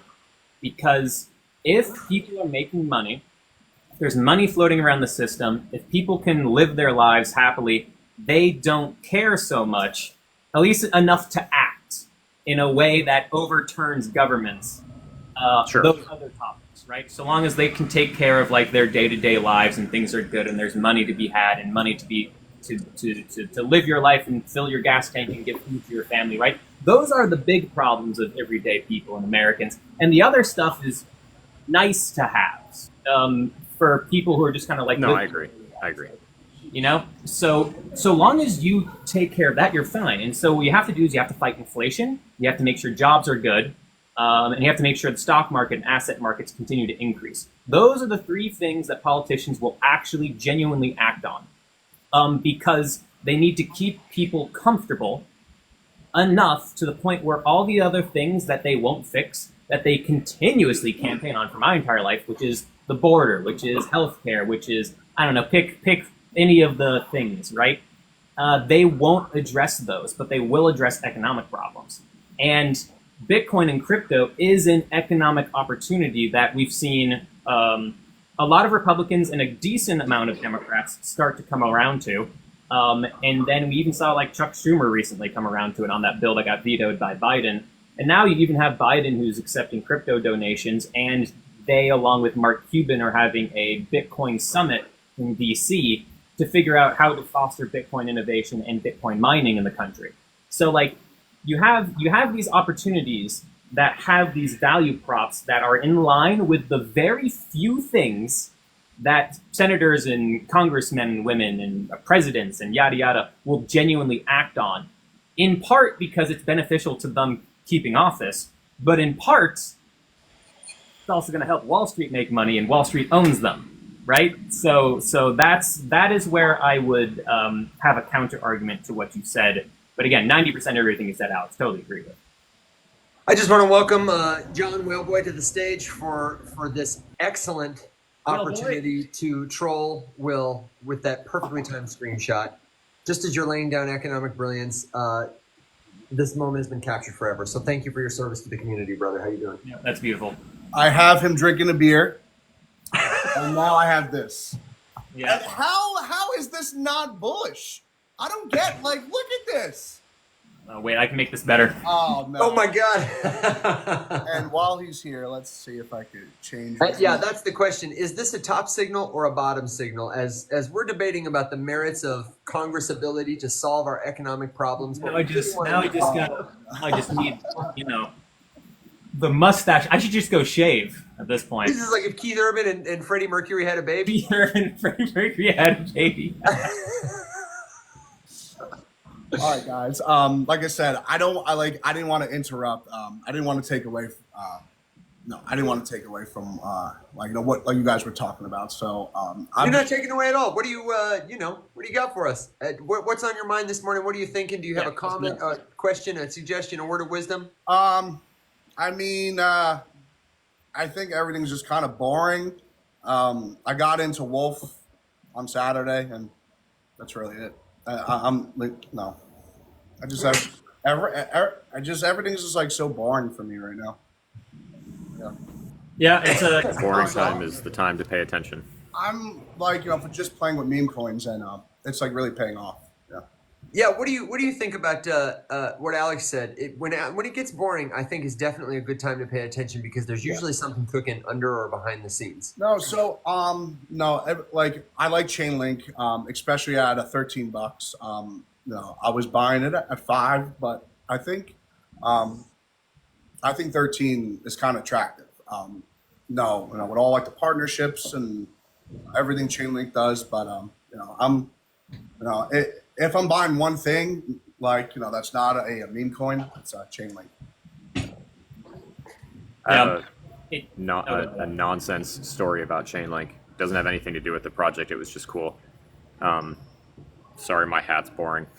That's okay. I just figured, why when in Rome, right? I'm looking for something to throw on. I've never worn a hat before. I'm trying to think if I have them. When Mac and I were at Consensus, we were standing up front waiting for someone to come up and meet us, and this dude just walked up and he started talking to us, and he was just like, "Hey, I like the vibe. What's up?"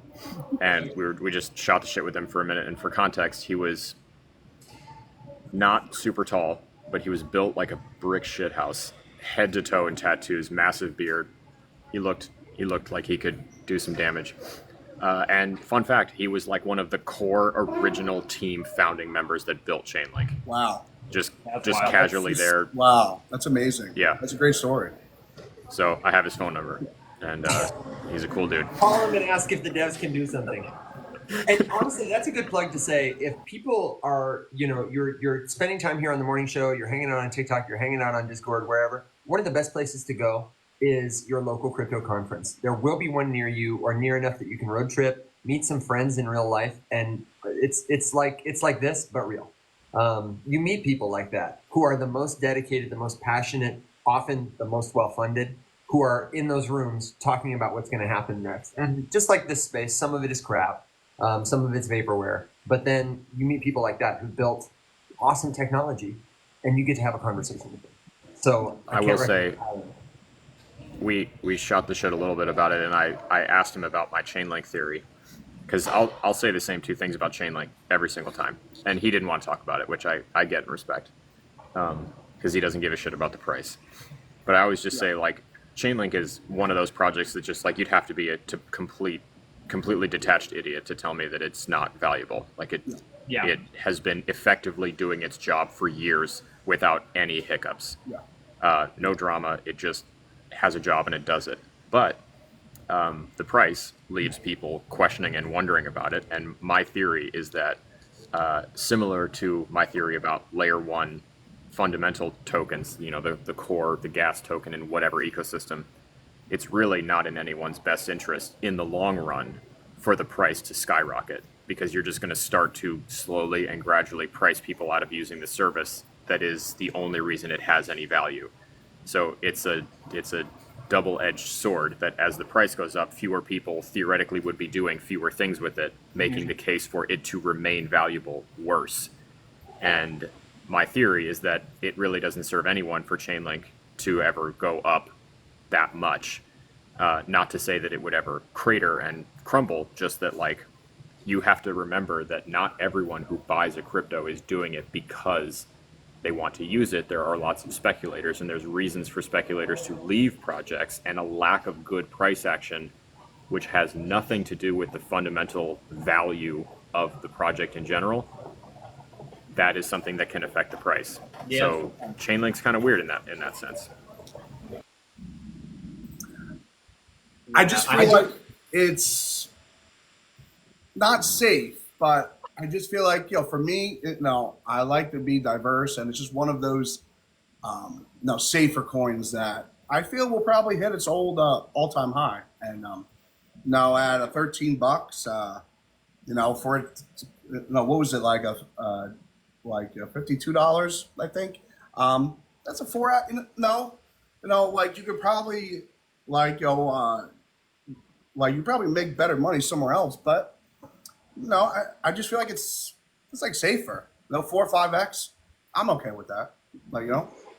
I think too, as a speculator, like there's a lot of news. There's a lot of new attention coming to Chainlink right now from people who haven't been in the space as long. There's a lot of people talking about it. They just released the cross-chain interoperability protocol is getting a lot of attention. And I think more people are gonna, I don't know. I honestly think it's a pretty safe speculative play in the short term, but you know, Alex, how I feel about it. I agree with you. No, and I don't want this to sound, and I'm not saying this to say at all that like it can't go up. Yeah. Because that's never the case. Everything has the potential to go up. It's a little bit of a weird, more nuanced take than I'm like giving it the room for right now. But really, all I'm saying is that I just encourage people to think about these things, in different ways. Not every crypto just needs to be the speculation vehicle for the fundamental value of whatever the project is, and that we just need to give a little bit more thought time to the objectivity of our analysis of whatever the project is. In the short term, anything can bump. I'm just saying, as these things get more expensive, theoretically, more people get priced out. I think it's got room to go before, in a big way that gets felt by the network, people would be priced out by it because Chainlink is pretty cheap to use. I'm just saying, the networks that use it to make a metric shitload of queries every single day, a number that we would like to see go up, you don't want that to be super expensive. It's the VeChain case. VeChain is another one of those undeniably valuable things that is just calmly and quietly out there doing exactly what they told us they were going to do, and they're doing it for years. Nobody gives a shit because now it's not sexy anymore. That's all I'm saying. And for people who are curious about Chainlink, just a quick caveat, I know you want to respond, is what does Chainlink do for me? Literally all of it. Chainlink is the glue that makes it possible for your blockchain protocol to talk to anybody else's real-world protocol.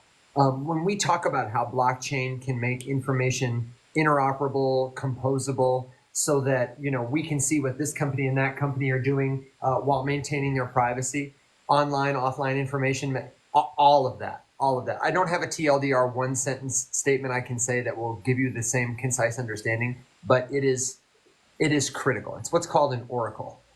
It makes data visible to people who are in different places. You know, like a TV where you can see a journalist reporting somewhere else. That is like what Chainlink does for data on and off chain. It is a critical piece of blockchain infrastructure, and it is the market leader. It is the Verizon of oracles, if you will. So I'm sorry, you had something to say about it. No, I totally agree with Alex said. No, at a $50 chain link, no, say, I'm just throwing that number out there. Is it super attractive for new money coming in? So I never really thought of it like that. I mean, I kind of feel that way with XRP. I don't feel, they're attractive to retail investors, but no, like Alex said, like a $50 chain link,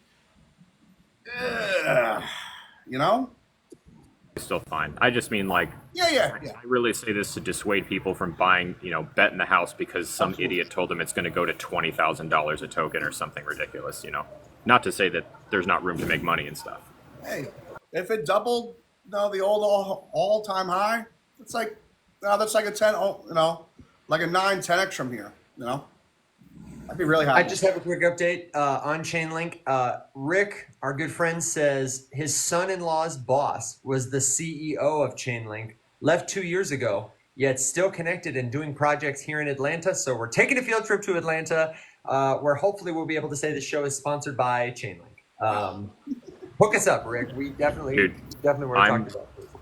My house is a few hours from Atlanta, and it's on my short list of things to do to get back up there because one of my favorite tattoo artists is in Atlanta, and I've got a hankering to get more stuff. So I'll be up there before too long. That addiction, that tattoo addiction is strong. Dude, it's super strong. Pain again. So if you missed it, Thomas or Captain Thaddeus, I misread your name. How do you use it every day? How's it valuable to you every day? If you are using anything on chain, a DEX to get price information, if you are using, I don't know, throw some others out there. Let's make it tangible for everyday people. If you want to incorporate on-chain data somewhere offline and make that information available, you are using on some level an oracle like Chainlink. If you are connecting two software protocols, like MetaMask is able to display the price of your token in the wallet when you open its interface because of an oracle, because an oracle is going on chain and getting that data. The blockchain scanner that you use to verify the price of this or that token to see that somebody did a trade, that is using an oracle to show you that information. It is, as the name implies, the oracle is somebody who reveals to you what you otherwise could not see. It may not, I don't know. Can somebody give me a more concise answer? What are the things that people don't know that they can't see without an oracle? Anytime you need data from somewhere to somewhere else, you need to use an oracle to get that data from point A to point B. So easiest example would be if your weather app wants to display the weather forecast for your region for the day, and they want to print it on their pretty little front end with all the cute little graphics and make it look nice and easy, they're probably not running their own weather data gathering stations. They're probably just querying an API from Weather Underground or from the Weather Channel or whoever owns the giant machines or whatever, and they're going to use an oracle to get that data from the person who got the data to the person who displays the data. Yeah. Chainlink does that for crypto. It brings shit from the real world into the crypto world so that various protocols that need it for whatever reason, usually like smart contract related, smart contract wants to do this if that is met. How do they know if that is met? An oracle tells them. Yeah, without oracles, smart contracts can't work. So they're huge. They're huge. Well, they can. They'd just be severely limited. That's right. That's exactly right. It would be like if you had a grocery store without highways. Could you have one? Absolutely. But it'd be really hard to get your potatoes from Idaho to California. They make it so much better and easier. They're zero real world adoption. Yeah. Okay, let me check. I love that Ethan is here. Let me just say, Ethan, I'm always so glad to see you. I'm going to say to Ethan what I say to a lot of Ethan's questions, that Ethan, you know that I have no idea. And if I got that question, I would text you to ask you what the answer to it is. Yeah, and for everybody on YouTube, the question was, what are the benefits of using Chainlink over running a full node? And I would hazard a guess to say, for any cryptocurrency, the benefits of running a node are, for the network, you increase the security of the network, you increase your personal local access to information. It's kind of like Cool Beans said, it's the difference between growing your own potatoes and buying potatoes at the grocery store. Is it reliable to go to the grocery store for potatoes or to go to Chainlink for on-chain information? Absolutely. They have a vested interest in keeping that service alive. But would it be hypothetically better to grow your own potatoes? In some ways, yes. It costs time and costs money. You are responsible for keeping those potatoes growing and keeping that node running. But you know, if you want to eat something, you go right outside and pick it from your garden. Advantages, disadvantages. That's what I would say, Ethan. Well, to me, Thank you for convenience. the nature of them are inherently different. Like, to me, there's not a whole lot of comparison to kind of get mixed up in either one, because a node, I mean, you know, you're running it to help maintain the security of the network and you're being rewarded for running that. An Oracle is a data pipe. You know, it's not about maintaining the security of a network and being rewarded for that. It is about connecting data from a blockchain, data in a server, to data being piped into an application. Whether that's pricing data or user data or blah, blah, blah, right? So, like, to me, they're not, the inherent nature of them are totally different things. I agree. Yeah. I agree. So, like, asking the question of, like, which one's better, I'm like, well, neither, because they're meant to do different things. So it's not like one or the other. They're both doing totally different use cases. And I just want to make a quick So commercial. it's all worthless. Geezy the Ghost. What'd you say? I missed it. I'm sorry. Oh no, it's a comment from Geezy the Ghost. So it's all worthless. It's all worthless. That's right. It's a fugazi. If you want to learn more about projects like that, the best way to do it is to read the white paper. And the GOAT comment is put the white paper in GPT. If you didn't know, GPT will talk to you and can read you stuff. My favorite GPT hack of late, I've got to make a video about this, is copying and pasting a too long article when I've got to go on a drive and I don't have an audiobook into GPT, and a beautiful narrator's voice will say, like, once upon a time, and they'll read it to me. And I can stop it and ask it questions. What do you think about this? How does this compare to Bitcoin's white paper? Great way to read white papers. Great way to ask it for summaries, GPT. And then the second thing is if you're not in the Rise Up Morning Show Discord, what the heck are you doing? It is totally free to jump in that Discord, get in the general chat, ask us some questions. It's where we're going to put information about the live classes, coachings that are coming soon, and where totally for free, you can connect to people in this community when the show is not on, where you can start your own white paper book club. Alex has been talking about it forever. We probably don't have time to do it, but if you wanted to lead something like that, Captain Thaddeus, there's nothing stopping you from getting in a voice channel every Thursday night and having a book paper club, white paper book club. You know what I'm saying? White paper book club. The most boring of all. The first rule of book club is you don't talk about book club. But if you wanted to do something like that, you could do it in the Rise Up Morning Show server, where we're going to bring you all kinds of other stuff too. Everybody can get in there. Like I said, ask us a question, share a link. We're talking about a scammer who's impersonating me right now. We're talking about Rick's son-in-law who used to know the CEO of Chainlink. It's where the show lives 24/7. And if you want to become a premium member, that's even better. It supports the show, gets you discounts, first access to all the stuff that we do.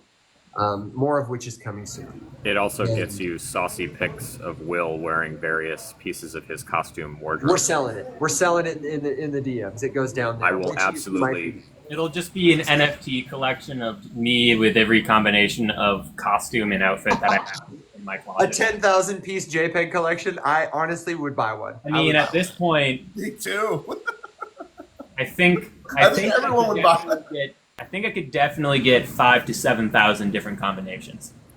Honestly, that would be a Will, really can fun you- fundraiser for the community if we just sold them for $1, and one of them has a cowboy hat and it's super rare. Yeah.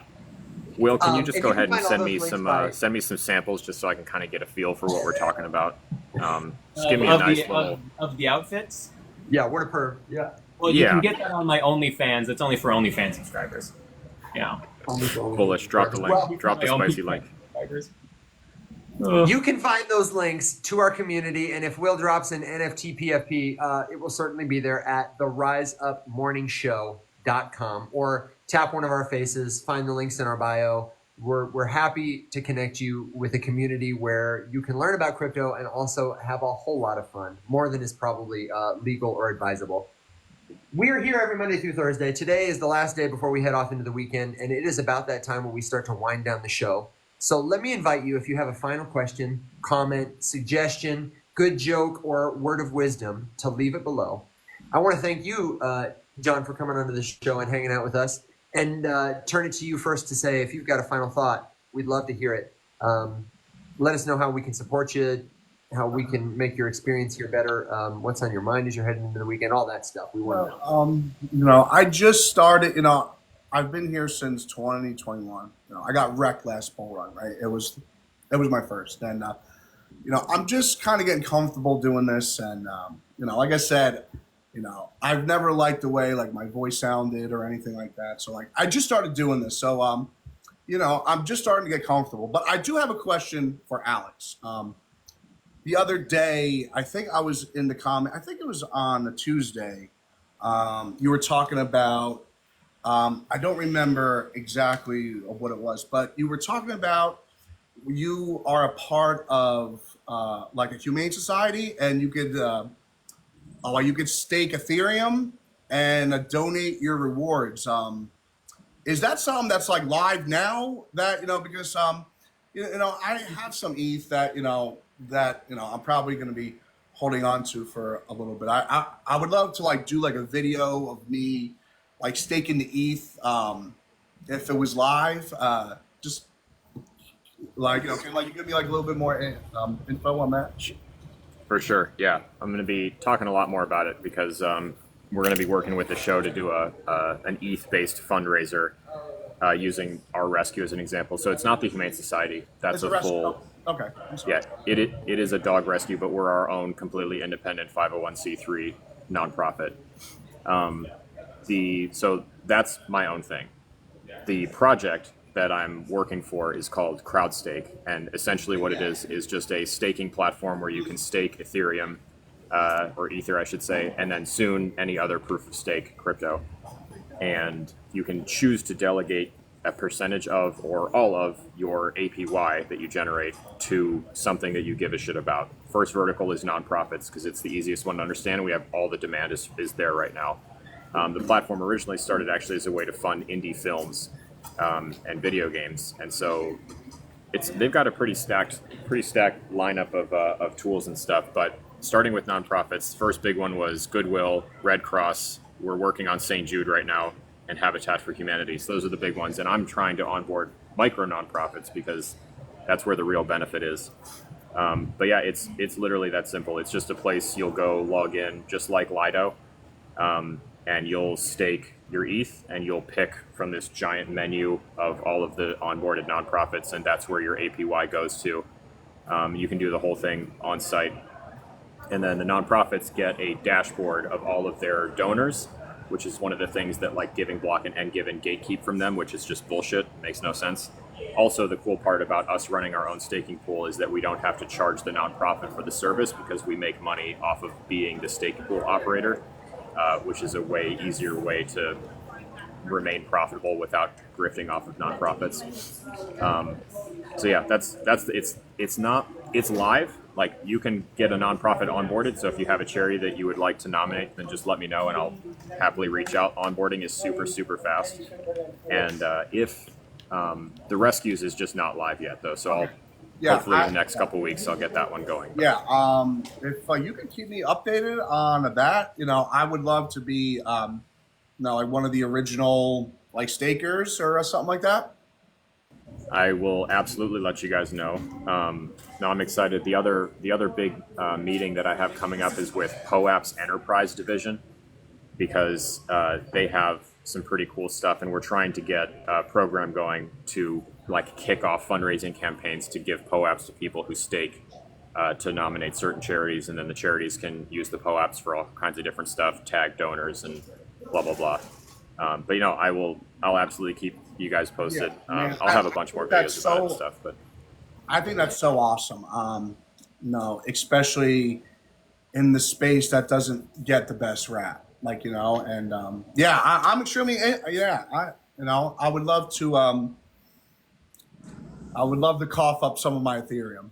That'd be cool. I mean, that's my favorite part about it is Yeah. one, it's good for Ethereum because you're encouraging staking, and two, people who have a desire to donate but maybe can't afford to send the money they would like to send to a nonprofit can literally keep the money they would donate and just use it to generate donations for a rescue instead of having to part with their initial amount, which is the ideal solution to microdonors, and microdonors make up over 90% of all charitable contributions in the world. So it's a And no-brainer. for me, you using Ethereum is extremely attractive. Like, you chose to like, you didn't create your own coin, or no, like, you chose to, exactly, like, you chose to no. So, like, that's awesome, man. Awesome. One of the original business models that I saw and reviewed had a plan for a token, and we scrapped that shit immediately because there's just no point. There's absolutely no point in launching a token. There's no need to launch a shitcoin to make something that could be solved with a native token easier. Of course, there's a good reason. Money. Grifting, yes. Sorry, I'm just catching up on comments. Just having a laugh. Go ahead, Evan. I'm gonna run, Evan. I've got to go grab a quick bite before I board. But this was fun to do the show sitting over here. Bearish on LaGuardia for the reason that their terminals are not connected without leaving the airport and getting on a bus. So I couldn't go to the Centurion because I'm not going back through security again. That's insane. Why don't you just go to Newark? It's so much easier. This was cheaper, and American Express gave me the flight for free, so it was It's worth not it. easy. I was just joking. Newark Airport is a nightmare. But I am, however, bullish on LaGuardia's bathrooms. Those things were nice. So you win some, you lose some. Depends on the terminal. Oh, some of those terminals are still old. They've been remodeling it for a long time now. I must be in a fancy one. This thing is spotless. So I'm in the middle, or B. No, I'm in C. I think. I don't know. It's hard to tell because there's no signs anywhere. Well, hey, man, thanks for making time to join the show, even though you're traveling. Please travel safe. Sorry, Will. I think I'm lagging again.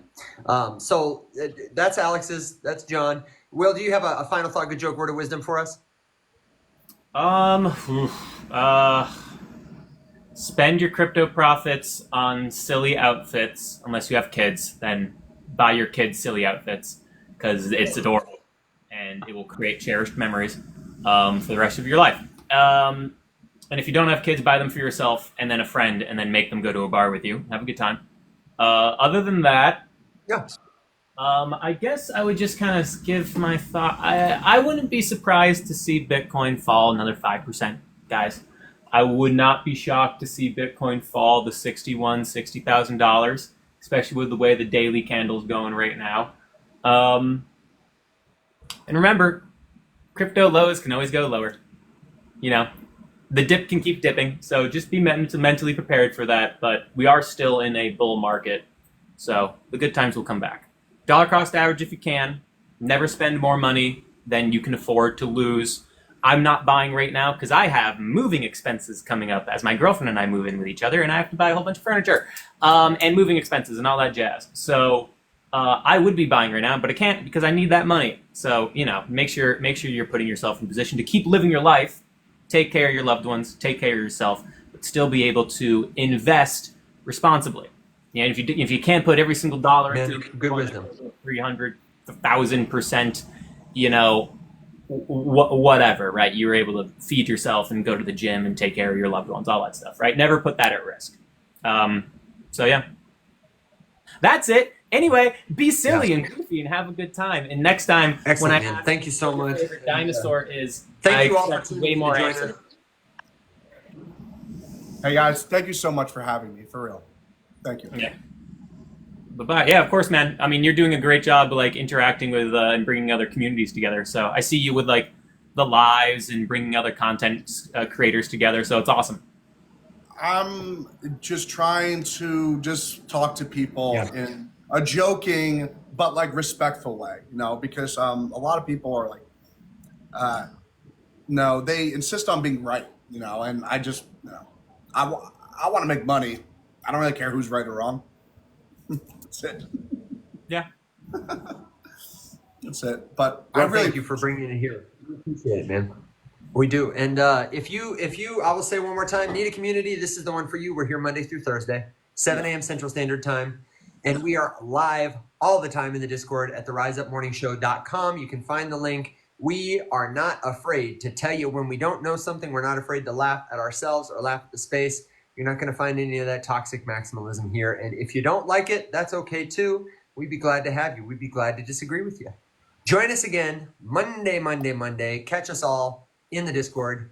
And thank you for choosing to spend time with us every day. I so appreciate it. Until next time, my friends, rise up. thanks, guys. Bye.